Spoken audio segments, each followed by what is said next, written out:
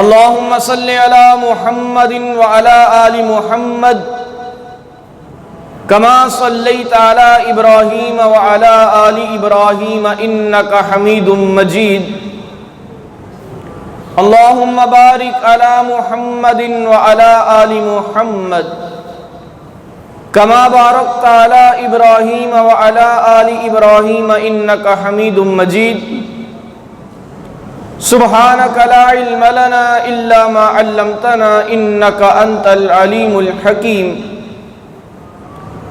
ربي اشرح لي صدري ويسر لي أمري واحلل عقدة من لساني يفقهوا قولي واجعل لي وزيرا من أهلي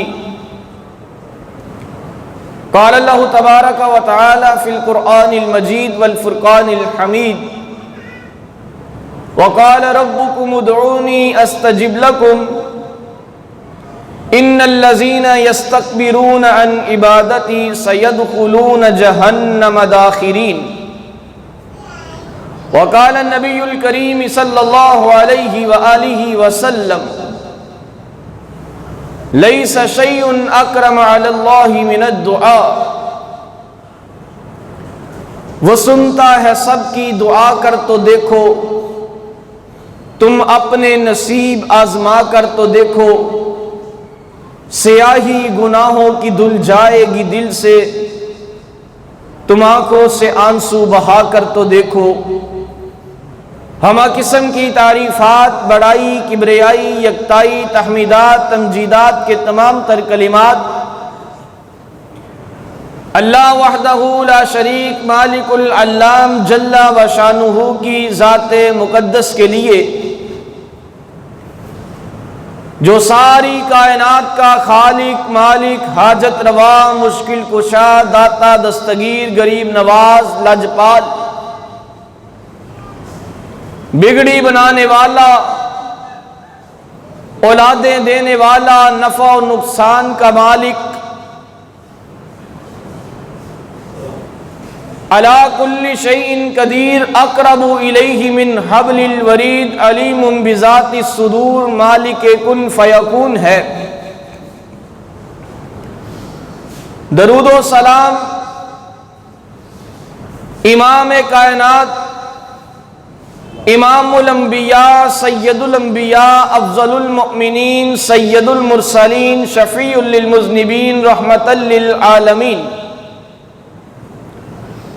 دین خدا کے داعی اعظم قائد اعظم امام اعظم رہبر اعظم مجاہد اعظم جناب محمد الرسول اللہ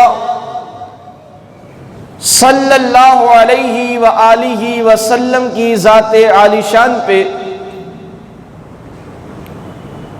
میرے انتہائی قابل احترام قابل عزت دوستوں بزرگوں بھائیوں اور پردہ نشین اسلامی روحانی عزت مآب ماؤں اور بہنوں، اللہ سبحانہ و تعالی نے اس کائنات میں ان گنت لا تعداد بے شمار بے حد و حساب مخلوقات کو پیدا فرمایا ہے۔ دنیا کا کوئی پیمانہ کوئی سائنس ایسی نہیں ہے جو اللہ کی مخلوقات کو شمار کر سکے، بے شمار مخلوقات، تمام مخلوقات میں سے اللہ سبحانہ و تعالی نے مجھے اور آپ کو یعنی حضرت انسان کو اشرف المخلوقات بنایا۔ اللہ کی قدرت کا سب سے بڑا شاہکار انسان ہے۔ اشرف المخلوقات بنانے کے باوجود انسان کو زمین کے اوپر اپنا نائب اور خلیفہ بنانے کے باوجود انسان کو مسجود ملائکہ بنانے کے باوجود انسان کو عقل و فہم اور قوت گویائی عطا کرنے کے باوجود اللہ تعالی نے بعض معاملات میں بے بس پیدا کیا ہے اشرف المخلوقات، لیکن بسا اوقات اتنا مجبور ہو جاتا ہے اتنا بے بس ہو جاتا ہے کہ انسان بالکل محسوس کرتا ہے کہ سب رستے میرے لیے بند ہو چکے ہیں۔ یہ کیوں اللہ نے ایسا کیا ہے؟ اشرف المخلوقات بھی بنایا، مسجود ملائکہ بھی بنایا، اپنا نائب اور خلیفہ بھی بنایا، پھر بھی ہمیں محتاج بے بس کیوں رکھا ہے؟ اس کے پیچھے ایک فلسفی ہے، ایک وجہ ہے۔ اللہ تعالیٰ کو یہ پسند ہے کہ اللہ کا بندہ مجبور ہو کر، بے بس ہو کر اللہ کے سامنے گر گڑائے، اللہ کے سامنے ہاتھ پھیلائے، اللہ سے مانگے، اللہ کو پکارے۔ آپ دیکھ لیں، کوئی بادشاہ ہو، وزیر ہو، مشیر ہو، ساری کائنات کی بادشاہت بھی اس کے پاس ہو، پھر بھی وہ اللہ کے سامنے بے بس ہوگا، مجبور ہوگا۔ وجہ کیا ہے؟ کہ اللہ تعالیٰ کو یہ اچھا لگتا ہے کہ بندہ بے بس ہو، محتاج ہو، پھر اللہ کے در پہ آئے اور اللہ سے مانگے، اللہ سے سوال کرے۔ اسی سوال کرنے کے عمل کو، اس مانگنے کے عمل کو، اللہ کو پکارنے کے عمل کو ہم عام الفاظ میں کیا کہتے ہیں؟ دعا۔ کیا کہتے ہیں؟ جب ہم اپنی کسی ضرورت کو لے کے اللہ کے سامنے اللہ سے سوال کرتے ہیں تو اس عمل کو کیا کہا جاتا ہے؟ دعا۔ دعا ایک ایسا عمل ہے، ایک ایسی طاقت ہے، ایک ایسی قوت ہے جہاں پہ ہماری عقل و دانش، ہماری سوچیں، ہمارا فہم ختم ہو جائے، جہاں پہ ہمارے وسائل ختم ہو جائیں، جہاں پہ دنیا کی ساری سائنس اور ٹیکنالوجی جواب دے جائے، سب رستے بند ہو جائیں، وہاں پہ پھر انسان کی جو سب سے بڑی طاقت ہوتی ہے وہ کیا ہوتا ہے؟ یہ سبق ہم نے یاد کرنا ہے۔ وہ کیا ہوتا ہے؟ دعا۔ آپ نے دیکھا ہوگا اکثر بندے جب ان کے بس میں کچھ نہیں رہتا پھر وہ کہتے ہیں دعا کریں گے، بس جی تسی دعا کریو، اللہ خیر کر دے۔ یعنی یہ ایک ایسا ہتھیار ہے کہ جہاں دنیا کے سب ہتھیار جواب دے جائے وہاں پہ پھر یہ ہتھیار کام آتا ہے، اور یہ بہت ہی پاکیزہ عمل ہے۔ اللہ تعالیٰ نے قرآن پاک میں جہاں نماز پڑھنے کا حکم دیا ہے، روزہ رکھنے کا، زکوٰۃ ادا کرنے کا، صدقہ و خیرات کرنے کا، حج اور عمرہ کرنے کا حکم دیا ہے، وہیں پہ اللہ تعالیٰ نے قرآن کریم کے اندر دعا کرنے کا حکم بھی دیا ہے۔ بعض لوگ ہم پہ یہ ایلیگیشن لگاتے ہیں کہ یہ جو اہل حدیث ہیں، وہابی ہیں، یہ دعا کے منکر ہیں۔ بھئی ہمارا ایمان ہے، جو بندہ اللہ سے دعا نہیں کرتا وہ گنہگار ہے، خطا کار ہے، متکبر ہے، اور اس کا ٹھکانہ جہنم ہے۔ مومن کو، مسلمان کو یہ زیب ہی نہیں دیتا کہ وہ اللہ سے دعا نہ کرے۔ ہر انسان محتاج ہے اللہ کا۔ تو اللہ سبحانہ و تعالی نے قرآن کریم میں کیا حکم فرمایا؟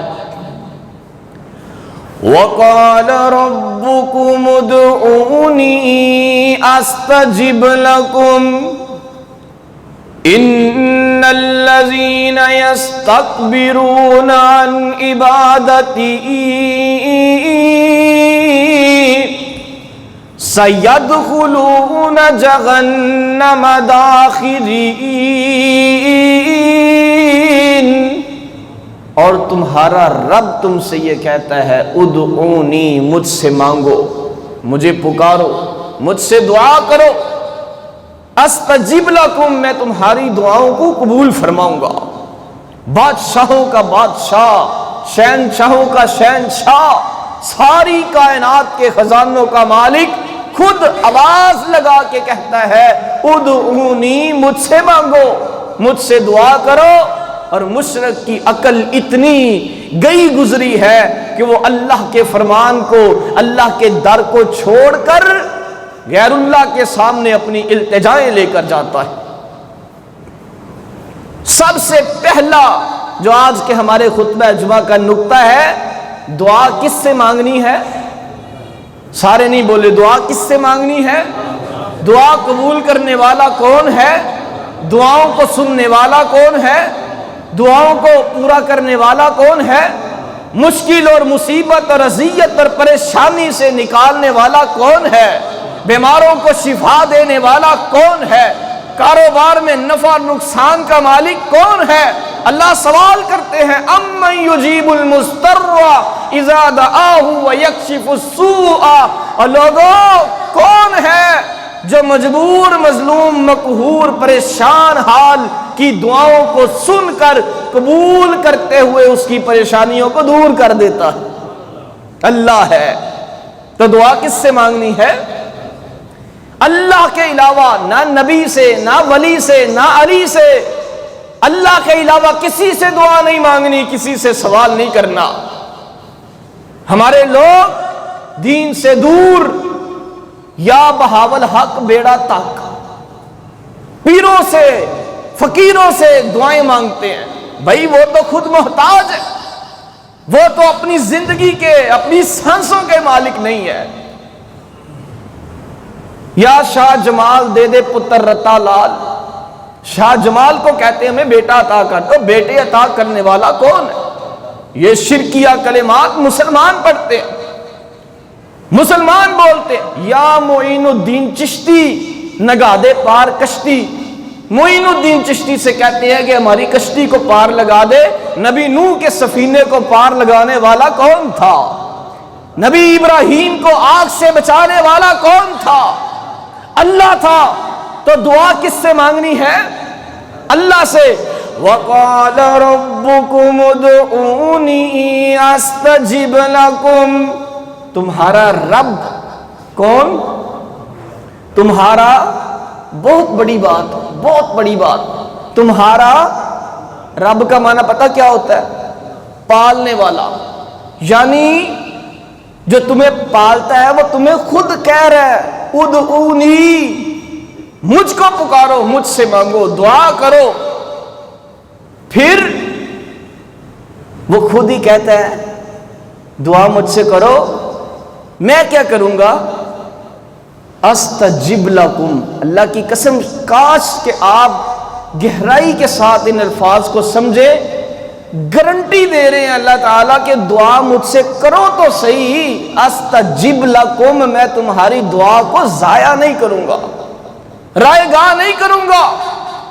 ایسا نہیں ہوگا کہ تم خلوص کے ساتھ، اخلاص کے ساتھ، للہیت کے ساتھ، تواضع انکساری کے ساتھ مجھ سے مانگو، میں نام مراد نہیں لٹاؤں گا۔ استجب لکم، میں قبول کروں گا۔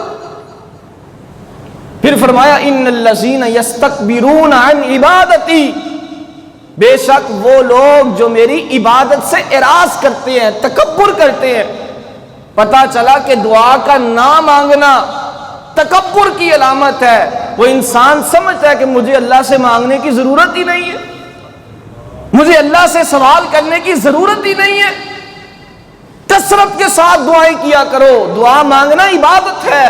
ترمذی کے اندر حدیث ہے، انس بن مالک رضی اللہ تعالیٰ عنہ اس حدیث کے راوی ہیں، الدعاء مخ العبادہ، دعا تو عبادات کا مغز ہے۔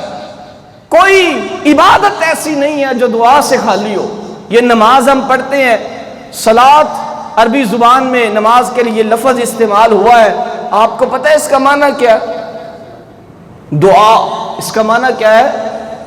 نماز پڑھتے ہیں، سورہ فاتحہ پڑھ رہے ہیں تو کیا کہتے ہیں؟ اہدنا الصراط المستقیم، یہ کیا ہے؟ دعا۔ تو نماز بھی دعا سے خالی نہیں۔ حج کرنے کے لیے جائیں، عمرہ کرنے کے لیے جائیں، ہر عمل میں دعائیں نظر آئیں گی۔ یہ اللہ کی عبادت ہے، عبادات کا مغز ہے۔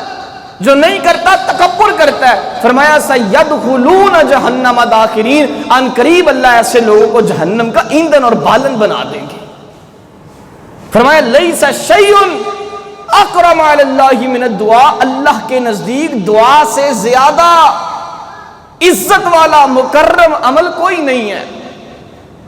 سب سے زیادہ جو عمل اللہ کے ہاں پسندیدہ عمل ہے، جو اللہ کو سب سے زیادہ محبوب اور مکرم عمل ہے، وہ اللہ سے دعا کرنا ہے۔ آج ہم اس چیز سے بہت دور ہیں۔ ہماری زندگی کے بیشتر مسائل پریشانیاں اس لیے ہیں کہ ہم اللہ سے دعا نہیں کرتے۔ کوئی شخص پریشان ہے، سارا جگ گھوم لے گا، سارا ملتان پھر لے گا، ہر ڈاکٹر کو چیک اپ کروا لے گا، اللہ کی قسم رات کے تیسرے پہر جب حدیث کے الفاظ ہے ینزل اللہ الی السماء الدنیا فی کل لیلۃ حین یمضی من ثلث اللیل، جب رات کا تیسرا پہر ہوتا ہے اللہ آسمان دنیا پہ تشریف لے آتے ہیں اور سوال کرتے ہیں حل من مستغفر، ہے کوئی مجھ سے بخشش کو طلب کرنے والا، میں اللہ اس کو معاف فرما دوں، ہے کوئی مجھ سے رزق کو مانگنے والا میں اسے رزق عطا کر دوں، ہے کوئی مجھ سے شفا کا سوال کرنے والا میں اسے شفا دے دوں۔ سب ڈاکٹروں کو چیک کروا لیا لیکن اللہ کے سامنے نہیں گر گڑائے، اللہ سے نہیں مانگا، اللہ کے سامنے ہاتھ نہیں پھیلائے۔ یار اتنا تو اللہ سے دور ہو چکا ہے کہ تو نے 4 بجے 5 بجے جس وقت ڈاکٹر کا ٹائم ملا ہر اس وقت پہ پہنچا، گھنٹوں بیٹھ کے اپنی باری کا انتظار کیا، پیسے بھی لگائے، اس کے نخرے بھی اٹھائے، دوائیاں بھی لی، تجھے پھر بھی آرام نہیں آیا، تو پھر بھی نہیں سمجھا کہ یار دوائیاں لینے سے پہلے میں جو شافی الامراض ہے اس کا در کھٹکھٹاؤں، اس سے سوال کروں۔ بتائیں سب سے پہلے انسان کو اپنی پریشانیوں کو دور کرنے کے لیے کیا کرنا چاہیے؟ دعا کرنی چاہیے۔ اللہ کی قسم ایک عرابی نبی صلی اللہ علیہ وسلم کے پاس آیا، کہنے لگا ہمیں بتائیں اللہ دور ہے یا پاس ہے؟ دور سے سنتا ہے یا پاس سے سنتا ہے؟ ہم پھر اسی حساب سے مانگ لیا کریں۔ نبی صلی اللہ علیہ وسلم اس کی بات سن کر خاموش ہو گئے۔ پھر اللہ تعالیٰ نے آسمان سے قرآن نازل فرمایا، سورہ البقرہ آیت نمبر 186، وَإِذَا سَأَلَكَ عِبَادِي عَنِّي فَإِنِّي قَرِيبٌ وَإِذَا سَأَلَكَ عِبَادِي، جب میرے بندے، اللہ کیا کہہ رہے ہیں؟ کتنا پیار ہے ان جملوں میں، ان الفاظ میں، کہتے ہیں اے میرا بچہ ہے، اے میرا پتر ہے، اے میرا بیٹا ہے، میرا پوت دس کی چاہیے، میں تیرے واسطے ہر قربانی دینا۔ وَإِذَا سَأَلَكَ عِبَادِي، جب تجھ سے میرے بندے میرے بارے میں سوال کرے تو انہیں کہو فَإِنِّي قریب، میں اللہ بہت قریب ہوں۔ اللہ کتنا قریب ہے؟ اقرب الیہ من حبل الورید، میں شارک سے بھی زیادہ نزدیک ہوں۔ یا اللہ جب تجھے پکاریں دعا کریں تو کیا کرتا ہے؟ فرمایا اجیب دعوت الداعی اذا دعانی، جب کوئی مجھ سے دعا کرتا ہے، سوال کرتا ہے، مجھے پکارتا ہے، اجیب، میں اس کی دعا کو قبول کر لیتا ہوں۔ ساری دنیا جھوٹی ہو سکتی ہے، اللہ کا قرآن جھوٹا ہو سکتا نہیں ہو سکتا۔ اللہ کہتے ہیں اجیبو، میں قبول کرتا ہوں جب پکارنے والا مجھے پکارتا ہے۔ حضرت ابو سعید خدری رضی اللہ تعالیٰ عنہ سے روایت ہے، وہ فرماتے ہیں کوئی بندہ جب اللہ سے دعا کرتا ہے اللہ اس کی دعا کو ضائع نہیں کرتے۔ ہمارا یہ بھی مسئلہ ہے، بعض لوگ یہ بھی مسئلہ پوچھتے ہیں کہ قاری صاحب بڑیاں دعاواں کیتیاں نے اللہ قبول ہی نہیں کرتا، اللہ سنتا ہی نہیں۔ بعض لوگ یہ کہتے ہیں اللہ بھی پیڑیاں دی سنتا ہے، اللہ بھی پیڑیاں دا ہی ہے۔ ما قدر اللہ حق قدری ہی، کیسے کلمات اللہ کے بارے میں۔ فرمایا کوئی دعا کرنے والا ایسا نہیں ہے کہ جس کی دعا کو اللہ رد فرما دے، بشرطے کہ وہ دعا کے آداب کو ملحوظ خاطر رکھتے ہوئے اللہ سے دعا کرے۔ فرمایا 3 کام اس کے ساتھ ضرور ہوتے ہیں، 3 میں سے ایک معاملہ اس کے ساتھ ضرور کیا جاتا ہے۔ پہلا کام، جب کوئی شخص دعا کرتا ہے اللہ اس کی دعا کو اسی طرح پورا فرما دیتے جس طرح وہ کہہ دیتا ہے۔ یہ پہلا کام ہوتا ہے، دعا کرتا ہے اسی طرح دعا پوری ہو جاتی ہے۔ یا پھر دوسرے نمبر پہ اللہ تعالیٰ اس کی دعا کو بطور عبادت اپنے پاس محفوظ کرتے جاتے ہیں اور آخرت کے لیے ذخیرہ بنا لیتے ہیں۔ قیامت کا دن ہوگا، نامہ اعمال کا وزن کیا جائے گا، اس کے نامہ اعمال میں نیکیوں کی کمی ہوگی، یہ پریشان گھبراہٹ کا مارا ہوا سوچے گا اب تو جہنم ہی ہے، اچانک سے ایک پوٹلی لا کے اس کے نیکیوں والے پلڑے میں رکھ کے اسے وزنی کر دیا جائے گا، یہ کہے گا اللہ یہ کیا ہے؟ اللہ کہیں گے دنیا میں جو تم مجھ سے دعائیں مانگا کرتا تھا میں نے دنیا میں ان کو پورا نہیں کیا تھا، آج آخرت میں ذخیرہ بنا کر تیرے لیے پیش کر دیا ہے۔ کسی حال میں دعا رائے گا اور ضائع۔ صحابہ کرام چھوٹی چھوٹی چیز کے بارے میں اللہ سے سوال کیا کرتے تھے۔ یار آپ سوچے تو صحیح کہ آخری مرتبہ آپ نے کب دعا کی تھی؟ دعا یہ نہیں ہوتی یہ جو رسمن ہم 1-1.5 منٹ کے لیے ہاتھ اٹھاتے ہیں آمین کیا، تنہائی کی دعا گڑ گڑا کر رو کے ڈوب کے۔ میں آگے ذکر کرتا ہوں نبی صلی اللہ علیہ وسلم دعا کس طرح کیا کرتے تھے۔ تیسرا کام اس کے ساتھ یہ ہوتا ہے کہ اللہ تعالیٰ اس دعا کی وجہ سے اس پہ آنے والی مصیبتوں کو دور کر دیتے ہیں۔ اکثر آپ نے لوگوں سے سنا ہوگا، لوگ کہتے ہیں میں نہ بس میرا ایکسیڈنٹ ہون لگا سی تے میں اچانک ہی بچ گیا، این جی یہ بھی جی میں کسی شے نے مینوں چک کے سائڈ تے نہیں کر دیتا۔ وہ کیا ہوتا ہے؟ کوئی نیکی ہوتی ہے، کوئی دعا ہوتی ہے، کوئی صدقہ دیا ہوتا ہے جو انسان کے اس وقت کام آ جاتا ہے۔ امام بخاری رحمت اللہ علیہ کہتے ہیں میں اللہ سے دعا کرتا ہوں اس نیت سے کہ اللہ اس دعا کو میرے لیے آخرت میں ذخیرہ بنا دے، لیکن اللہ مجھے دنیا میں وہ چیز عطا کر دیتے ہیں۔ حضرت عمر بن خطاب رضی اللہ تعالیٰ عنہ فرماتے ہیں میں جب اللہ سے دعا کرتا ہوں مجھے اس کی قبولیت کی کوئی فکر نہیں ہوتی، کیونکہ میرے اللہ کا وعدہ ہے میں دعا کو کہتے ہیں مجھے چیز ملے نہ ملے وہ دعا میری قبول ہی ہوتی ہے، کیونکہ مجھے 3 چیزوں میں سے ایک چیز مل جائے گی۔ تو دعا، الدعاء سلاح المؤمن، دعا مومن کا اسلحہ ہے۔ اسلحے کا کام کیا ہوتا ہے؟ نبی صلی اللہ علیہ وسلم نے کیوں تشبیہ دی اسلحے کے ساتھ؟ اسلحہ انسان کے رعب اور دبدبے میں اضافہ کرتا ہے کہ نہیں کرتا؟ جس کے پاس پسٹل ہو بندے اس سے مرعوب ہوتے ہیں۔ انسان کی حفاظت کے کام آتا ہے کہ نہیں آتا؟ اسی طرح یہ جو دعائیں ہیں یہ مومن کے لیے اسلحہ ہیں، اس کے کام آتی ہیں، اس کا رعب اور دبدبہ بنتا ہے دعاؤں کے ساتھ۔ اور قرآن کریم ہے نا، قرآن پاک، اس کے کئی مضمون ہیں، کئی عنوانات ہیں۔ ایک عنوان قرآن کا یہ بھی ہے انبیاء کی دعائیں، یعنی انبیاء نے جو اللہ سے دعائیں کی ہیں اللہ نے ان کو بھی قرآن بنا کے آمنہ کے لال کے سینہ مطہر پہ نازل فرما دیا۔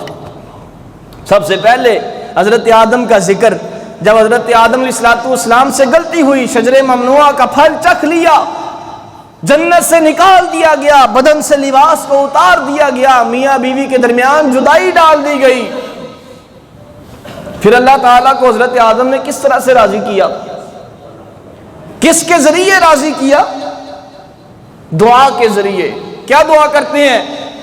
ربنا ظلمنا انفسنا وَإِن لَّمْ تَغْفِرْ لَنَا وَتَرْحَمْنَا لَنَكُونَنَّ مِنَ الْخَاسِرِينَ۔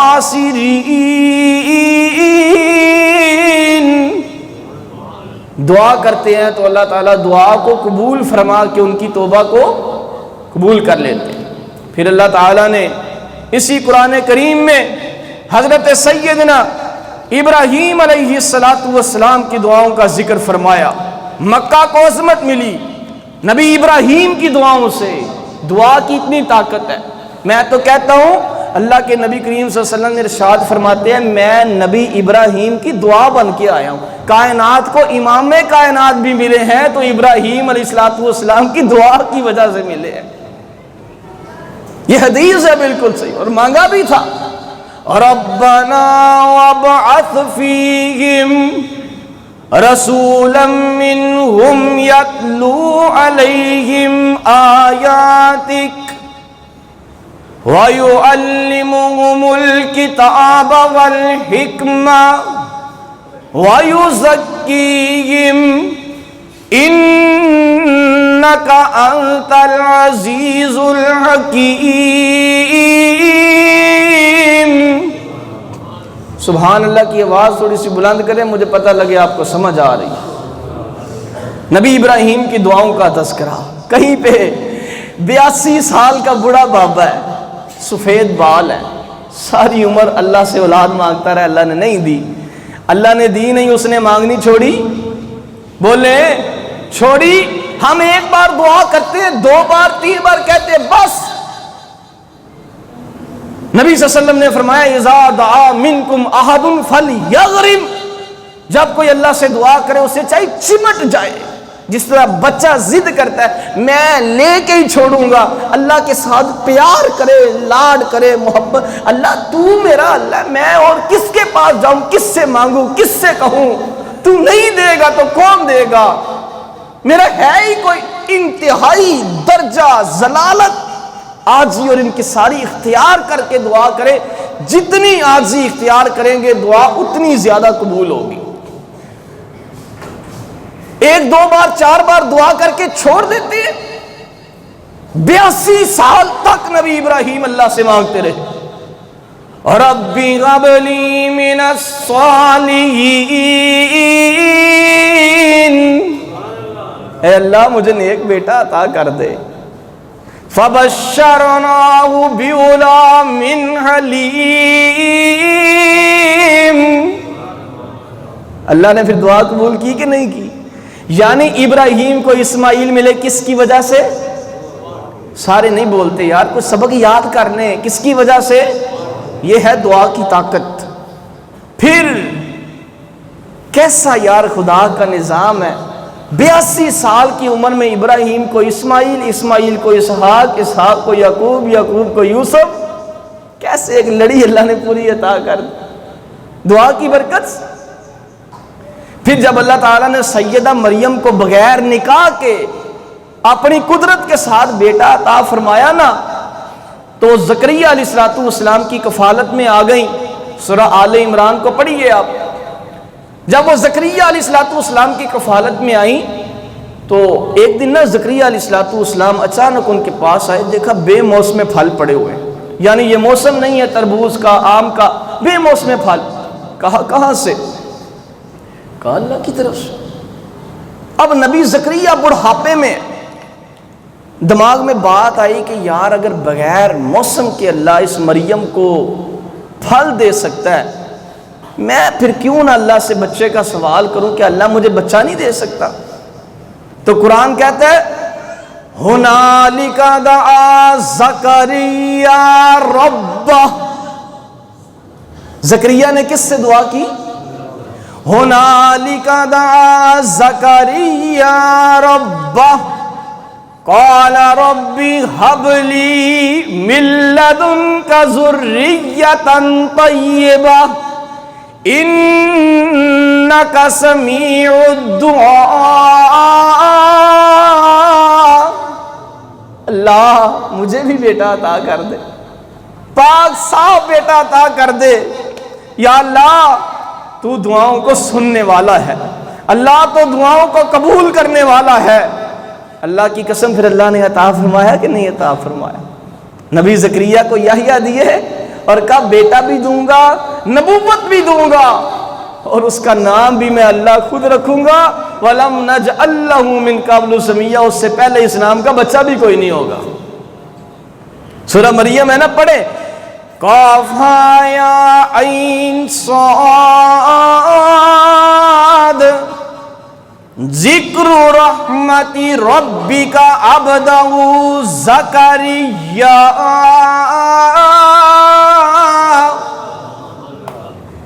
تھوڑا سا ذوق کا مظاہرہ کریں۔ اذ نادى ربه نداء خفيا، کہتے ہیں خفی خفی، چھپ کے مجھے اللہ نے، اللہ کہتے ہیں مجھے زکریا نے چھپ کے پکارا، خاموش خاموش۔ میں نے کیا کہتے ہیں زکریا؟ ربی انی وہن العظم منی واشتعل الرأس شیبا،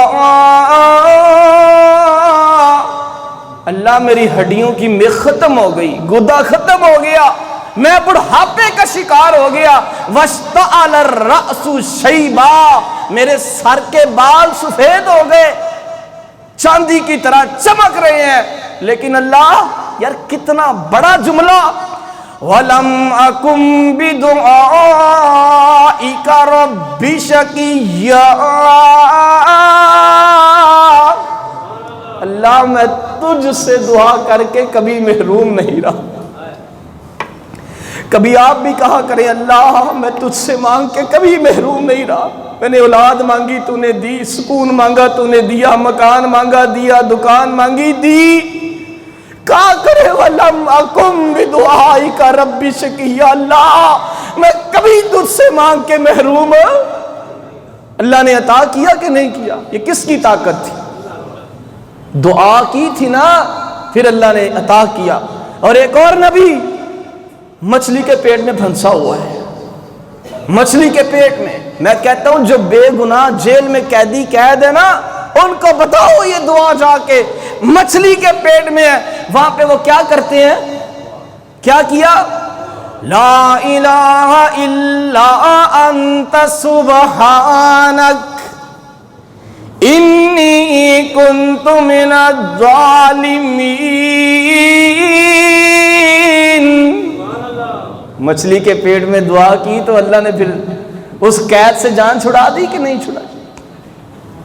دعا کیا کریں۔